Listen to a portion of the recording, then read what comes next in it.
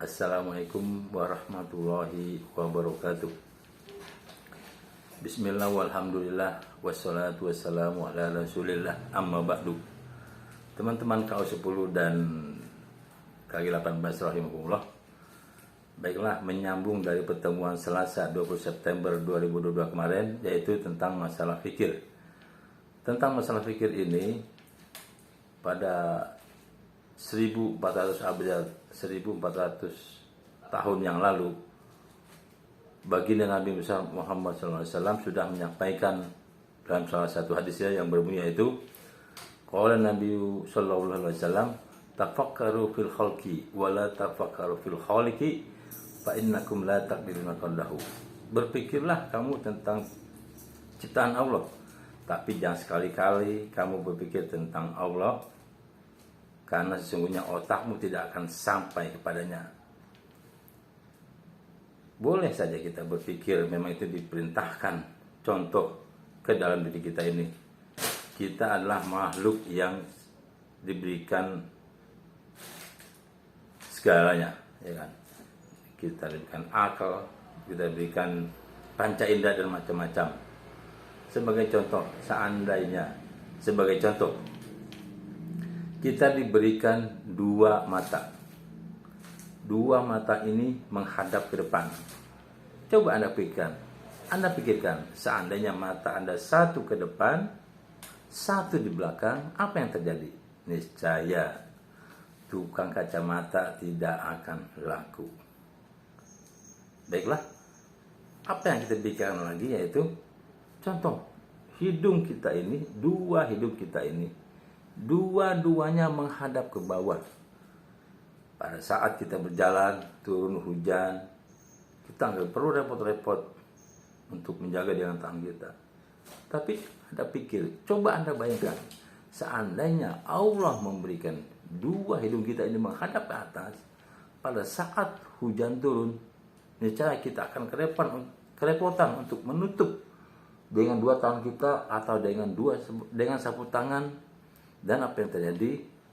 Hidung kita banjir. Dan itu akan mengganggu pernapasan kita, dan bisa saja kita menjadi terkena penyakit. Teman-teman sekalian, di kafe ini sudah banyak sekali ilmu yang sudah kita terima dari Om Bagus, di mana beliau memberikannya, Masya Allah, tanpa mengharapkan imbalan sama sekali. Ya. Salah satu yang pernah saya dengar atau sama-sama kita dengar, itu tentang masalah mencari masalah. Pada saat saya mendengar tentang mencari masalah, saya agak confused, agak bingung. Kok masalah itu dicari? Biasanya kita menghindari masalah itu, ya kan? Kita nggak mau terkena masalah. Pada saat kuliah dibilang kita harus mencari masalah, saya berpikir terus.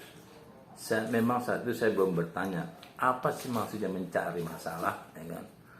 Karena kalau kita naik motor, suatu saat ban kita pecah, pasti kita akan menghindari masalah tersebut. Kita berjalan di tengah agar tidak terkena paku di pinggir jalan. Biasanya itu paku ada di pinggir jalan, ya kan? Berjalannya waktu, saya dengar lagi, oh ternyata mencari masalah itu ialah contoh. Misalnya kita mempunyai rezeki, uang. Enaknya itu kan kita kumpulin, kita tabungin, ya kan, biar terkumpul banyak. Nah, mencari masalah itu apa? Yaitu uang yang kita sudah dapatkan, rezeki yang sudah kita dapatkan itu kita sedekahkan. Bukannya itu masalah baru, kan? Memang masalah baru, tapi itu merupakan kebaikan dari kita, kebaikan kita untuk tabungan kita di akhirat nanti. Teman-teman sekalian, juga kita mendapatkan sesuatu yang sangat bagi saya unik, ya. Contoh, saat misalnya ada seorang orang tua mendapatkan anaknya, di mana anaknya itu tidak normal, apakah pendengarannya atau jalannya. Banyak kita sudah mendengar dari guru-guru lain di luar bahwa kita harus sabar dan harus sabar menghadapi ujian dari Allah tersebut. Tapi itu masih bersifat makro.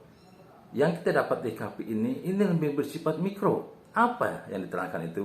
Yaitu, oh, terima kasih Allah, aku sudah diberikan anak yang seperti ini. Karena anak ini aku lebih susah untuk menjaganya, lebih susah untuk mendidiknya, juga lebih susah untuk aku lebih sabar lagi agar supaya anak ini, titipanmu ini ya Allah, bisa aku jaga sebaik-baiknya. Kenapa demikian? Tentunya beda. Kita mendidik anak kita yang normal dengan anak kita yang seperti itu, katakanlah, otomatis kita lebih susah, lebih fight, lebih berjuang untuk agar anak kita itu bisa tetap mendapatkan hak-haknya. Di mana usaha kita yang sudah semakin berat itu tentu ganjarannya akan semakin besar.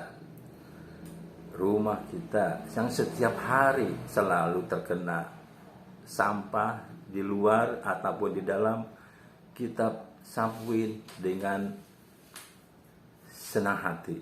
Kenapa? Kita sapuin dan secara badan kita bergerak, kita akan menjadi sehat, dan ini merupakan juga karunia dari Allah SWT. Bandingkan seandainya di rumah kita nggak ada sampah atau yang lainnya, ya kan? Sungguh itu tidak ada perjuangan dari kita untuk beribadah, untuk berbuat yang baik di pandangan Allah SWT. Juga di sini kita sudah mendapatkan ilmu hipnosis, di mana ilmu ini sangat berguna bagi diri kita. Juga pernah disampaikan oleh Om Bagus bahwa baginda Nabi Muhammad SAW adalah seorang penghipnosis. Kenapa? Di mana apa-apa yang sudah disampaikan oleh baginda Nabi itu bisa menghipnosis hamba, itu bisa menghipnosis umatnya. Contoh misalnya, kita mendengarkan azan, itu kan kita sudah dianjurkan untuk segera berangkat ke masjid untuk melaksanakan sholat berjamaah. Kita mendapatkan pahala yang lebih besar dibandingkan kita sholat sendirian. Di jalan kita bertemu dengan teman, kita bermusafahah atau memberikan salam. Itu kita merupakan ajaran-ajaran dari baginda Nabi besar Muhammad SAW. Teman-teman sekalian, saya rasa demikian yang bisa saya sampaikan. Lebih kurang mohon maaf. Wassalamualaikum warahmatullahi wabarakatuh.